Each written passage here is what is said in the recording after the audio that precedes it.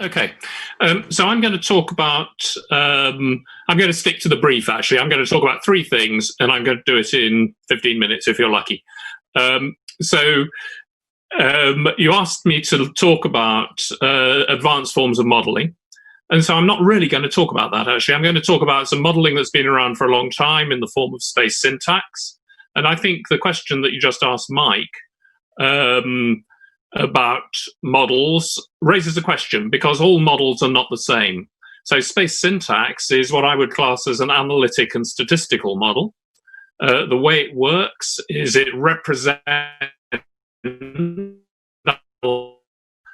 the spatial structure of cities or buildings, and then it uses statistics to look at what are the factors of that analysis, what are the elements of the quantification of a network of space that correlate with the outcome variable you might be interested in, whether that is movement of people or whether static people are, what the level of density of congestion is.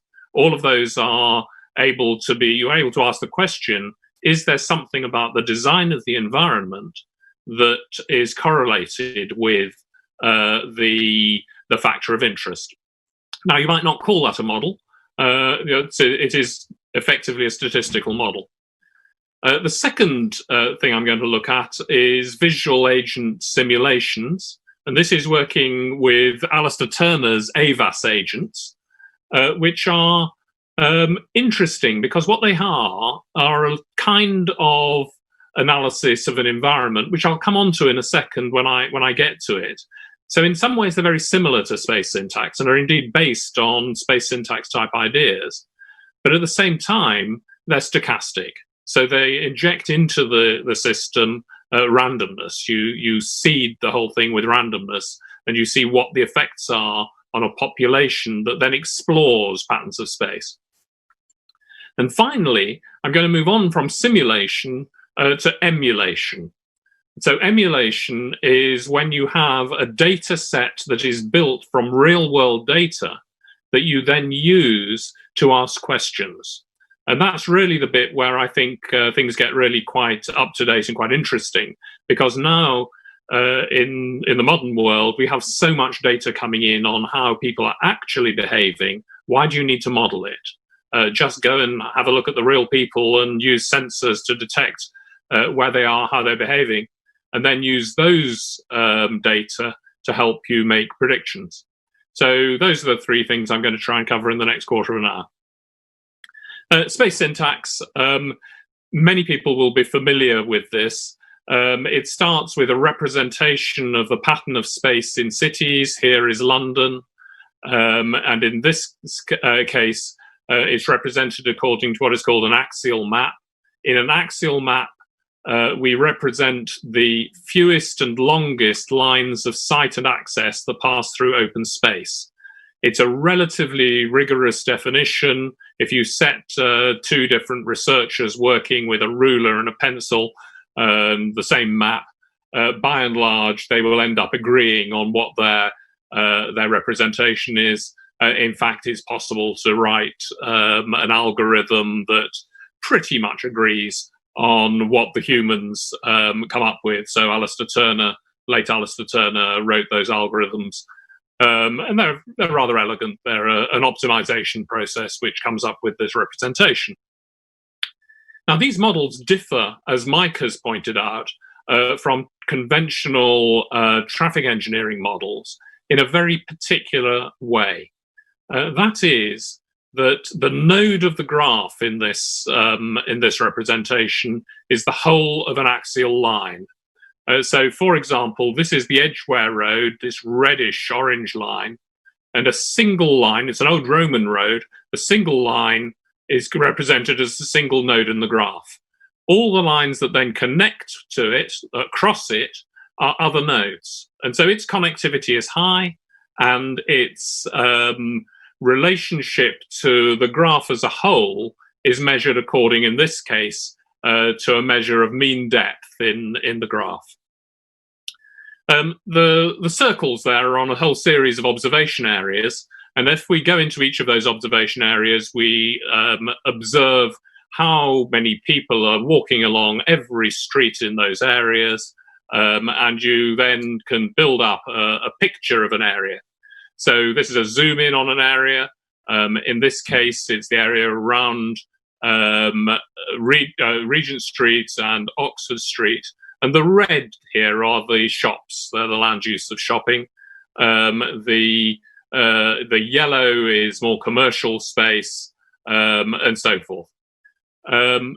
What's interesting is that the pattern of space, of land use, is related to the pattern of space. So the most accessible, shallowest space in the whole of London happens to be Oxford Street. It also is the predominant shopping street in the city. It turns out that the pattern of spatial structure, as measured in that axial graph, is related to the flows of pedestrians in this case, and to the flows of vehicles in this case. In fact, both of these are logarithmic scale, because they are, steeply increasing flows. So this is what I mean by a statistical model. It allows you to say, well, if we change the spatial structure by adding a street or breaking a street, what might be the effect on the flows of pedestrians or vehicles? It's very simple. And what is interesting is that it led Bill Hillier to conclude that you don't need to invoke land use, if you like, or generator and attractor models in order to understand flows of people. In fact, he went further than that to say the prime cause here is the spatial structure, which leads to flows of pedestrians, which then lead to patterns of land use to take advantage of the passing trade. And he called this the law of natural movement. That, of course, is something that might be contested in various circles because it runs against the orthodox view of, if you like, that land uses are the prime mover. So my second set of models are based on simulations. And here we have a little agent, and it's an agent in an environment, and it has forward-facing vision. It can see what's ahead of it.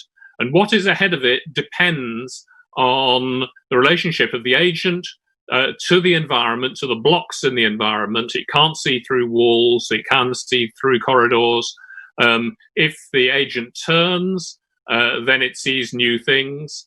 If the agent keeps walking straight ahead, it sees new things. If it moves from side to side, it will see new things. So let's take each of those agents and ask them to behave according to a very simple stochastic rule. Let them move by picking a point within their visual field at random, turning to face it, and then moving towards it. And if they do that, the outcome is rather beautiful, actually. This is a map of Ikea, the shop, which everybody knows has a rather maze-like layout, and which tries to take you past everything in the showroom on your way down to the marketplace. So you spend an awful lot of time wandering around the showroom, seeing all sorts of things before they let you take a trolley and actually start buying things. It turns out that in this simulation, we've made the agents, every time they tread on a panel of the floor, that goes redder, and if they don't tread on a panel of the floor for a while, it goes back to blue. And you can see that what emerges is a sinuous pattern that actually makes a lot of sense in terms of how it is that real people move around. So the agents and real people appear to be behaving in very similar ways. This is observations of real people moving through the store, and you can see it takes this particular form of movement. Now, the interesting thing about this is that the structure of Ikea, if you've ever been there, is highly disorienting. These are not simple and easy to understand places. So what is it that the agents and the real people are doing? Well, in fact, what I was able to show doing this analysis is that if you give the agents 360-degree visual fields, they bumble around and can't get anywhere near the way that real people move. If you give them forward-facing vision, then all of a sudden it emerges that they follow the rules that we talk about. And I'm going to point at some particular cases here. So the entrance is here. People walk up this way. There's a very strong one-way system that's not enforced, but it happens naturally. There's a point here where if you were to look behind you, you could see a shortcut. And you could walk through that shortcut, which you have to have for fire escape purposes, by the way. And you can cut out the way through. In fact, there's another shortcut here that you can cut out and get through there. But the point is that because you've got forward-facing vision, by the time shortcut, you're already past it. And you're being somewhere else, so you never see it. And in fact, there's a rule to walking around Ikea, which is if you ever want to know where a shortcut is, turn around and look behind you. They're always there. And so they've designed the store in a very clear way that works on the embodied understanding of how people are formed with forward-facing vision, and then makes use of that to dictate a particular form of movement that the shop owners wanted. So my final methodology I'm going to talk about is emulation. And this is based on some research that we carried out a few years ago, where we looked at Bluetooth in people's mobile phones. And we put out Bluetooth dongles around the city of Bath, actually, a whole number of Bluetooth dongles, and used those to catch the IMAC addresses of a large population of people over actually about a 6-month period. And what you can do with that is you can study those IMAC addresses and you can construct a network. So the key thing about Bluetooth is it's relatively short range, maybe 5 meters, 10 meters.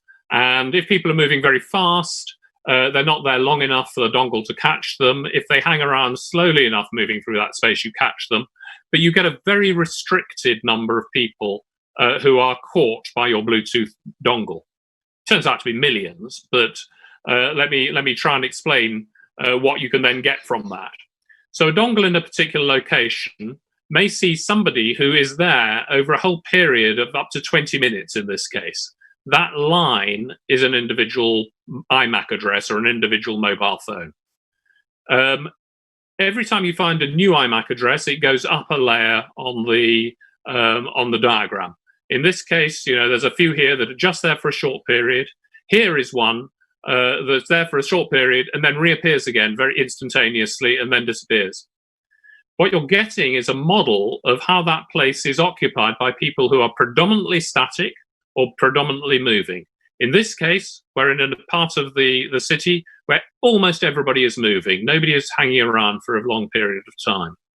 In this case, almost everybody moving, some people hanging around for a significant time period. And then you can have a look at this over days of the week, weeks of the year, and so forth. And you see the irregularities that are to do with weekends and weekday, and so on. Now, you can then go and map this across a whole period. So you can say this person was co-present with another person during a particular period of time. These people were all in the same space at the same time. This is the same person who reappeared again in the same space later. And you can use this to construct a network. And in this case, we've got a giant cluster in which the majority of people are connected into the cluster over a long time period. And then much smaller clusters of singletons and 2 or 3 people in subnetworks. But the fact that what emerges as a giant cluster is really interesting. It means that in that city, over a long period, the vast majority of the population are associated with other parts of the population at some point in time. This network has a structure, and you can then use that to do emulation. So the final slide of the series is this. In this, what we did was we ran an epidemic model on that network. And so you can start on day 1 of our sampling period and go up to day 250. And in this case, we can play with the network by removing all the shortest encounters. So all those instantaneous people just passing in the street. And as you remove those, you can find that actually each of them, stage by stage, you still get a second recurrence of an epidemic, a second wave appearing after a period. This is a well-known phenomenon in epidemiology. And by removing the percentages and percentages and percentages of the shortest encounters, it makes more of a difference. But eventually what we're saying is that short encounters are relatively unimportant to control in the epidemic. If, however, what we do is we take out persistent encounters, so people who are remaining co-present for a long time, you can see that that allows you to kill the epidemic at its first wave very effectively. Now, this is a well-known feature of epidemiology and epidemic modeling, but what we're working with here is not just assumed densities of interaction, but we're working with real densities of real interaction in a real city. So this is emulation rather than simulation, and I think will be the way forward when we start to develop new models to handle the next pandemic, where we want to really understand what will be the effect of closing the schools, or what will be the effect of closing the public spaces and the public gatherings on epidemic propagation. If we were working with real emulation, then I think there's a great opportunity to much greater precision, actually, to our epidemiology. So that's where I wanted to leave it. Any questions?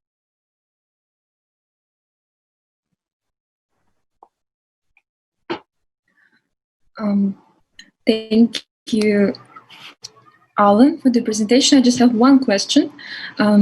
So space syntax relies on some key parameters of human activity and the way they move in space, the way they see space, etc., etc. Do you see any of those key parameters influenced by a certain culture? For example, could they be different depending on the country, depending on the city, or is it possible that they can be different before and post-pandemic? Or would you say those are kind of never changing? Very, very good question. The first point is that culture is embedded into cities, not only in how humans behave, but also in the cities that they construct.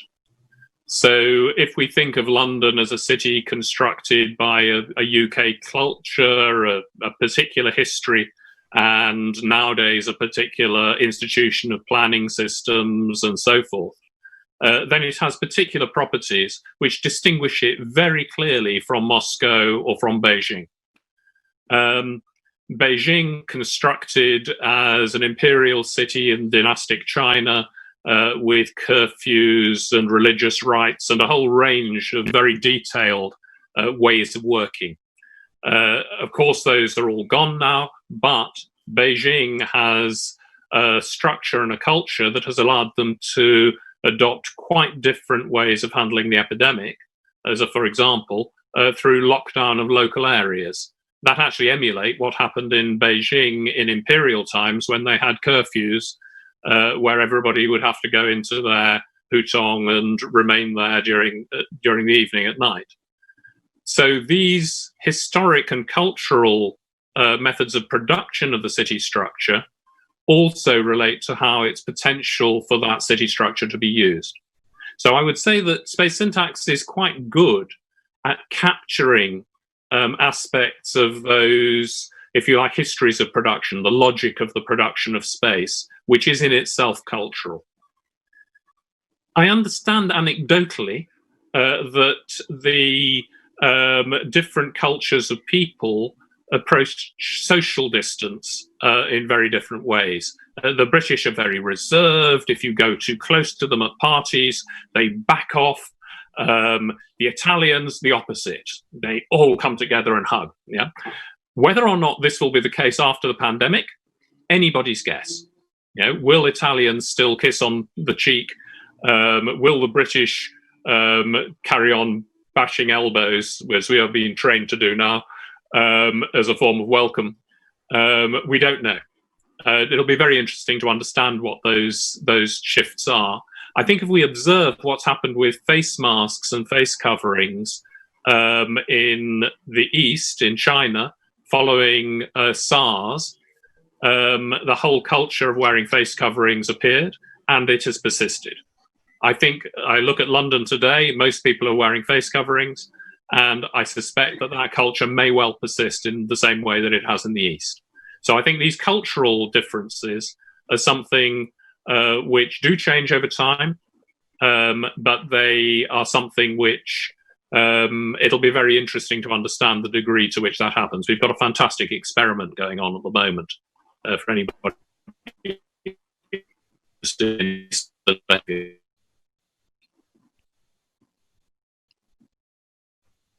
Okay. Thank you. Just one more quick question, if I may. Speaking of congestion, coming back to this idea of a congestion as a cultural aspect, even though we see this kind of effect of spatial structure in different cities around the world, so we see congested cities everywhere. Even though they would have different cultures, slightly different cultures of movement or interact in the city and different habits. How do you think congestion could actually be a product of a certain culture? Maybe a global culture or something like that, and can it be studied from modeling as well? I think it absolutely can be a product of culture, and if we just observe how people behave, we've had Black Lives Matter recently, how people behave in those sorts of situations of the crowd, then these are incredibly powerful cultural phenomena, which are all about density. They're all about manifesting your solidarity with others by being present in space and taking part in the demonstration in the crowd.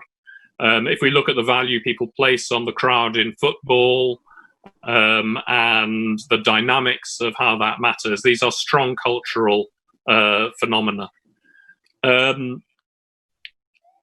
is a point I wanted to make actually around the visual agent models. I described that as a model in which you chose at random where the agent would move next. It turns, and in turning, its spatial, what it can see changes. It moves forward 3 paces, and in what it can see, that changes. It then reevaluates and selects again a point at random. That leads to it walking down corridors, down lines of sight ahead of it.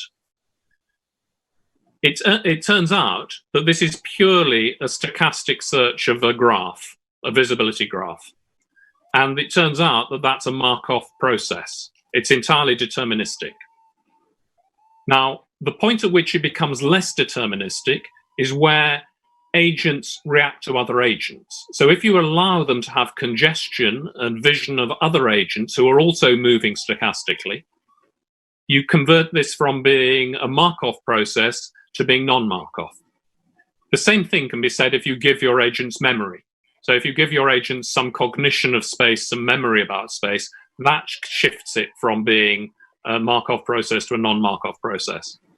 So I think the cultural phenomenon of congestion is interesting because it's like memory.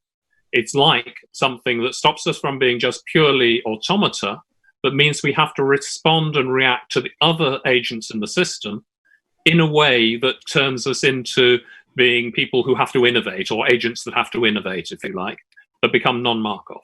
So I think there's a very deep bit of mathematics in congestion and a social function in it that may be related to why people place value on creating congestion in your football crowd or your riot, or in seeking out solitude and trying to find a place where there are no other people in the park. Thank you. That fascinating conversation and presentation. Thank you so much for your contribution today.